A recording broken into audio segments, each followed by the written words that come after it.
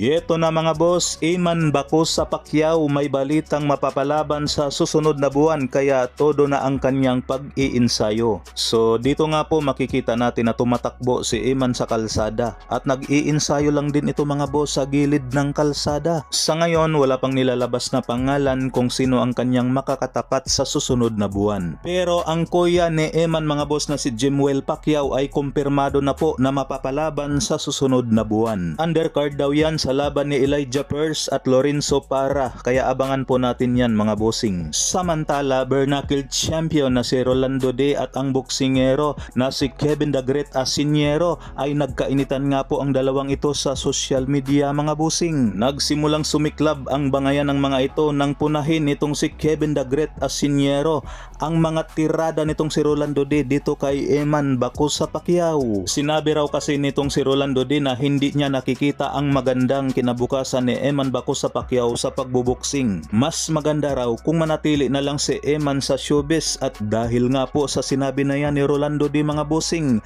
ay nag-init naman ang tainga nitong si Kevin the Great Asinero. Birada nga po nitong si Asinero kay Rolando De. Pagkakataon na raw nito namang bully ng mga boksingero kasi raw sa mundo ng MMA ay hindi ito magagawa ni Rolando De dahil alam daw nila na kuyakoy itong si Rolando De. Banat pa nitong si Kevin the Great mga boss, sana daw ay wag nang matalo pa itong si Rolando De sa MMA kung saan may kartada ito na 14 na panalo at 14 na talo. Dagdag birada pa nitong si Kevin the Great mga bossing kapag daw hindi kaya lamangan ang kinabukasan ni Eman ang inaapakan. Sinabi pa ni Kevin the Great na taga-kahol daw itong si Rolando De sa mga sumisikat. So masyado nga pong mahaba ang mga tirada nitong si Kevin the Great at ganun din naman itong si Rolando De.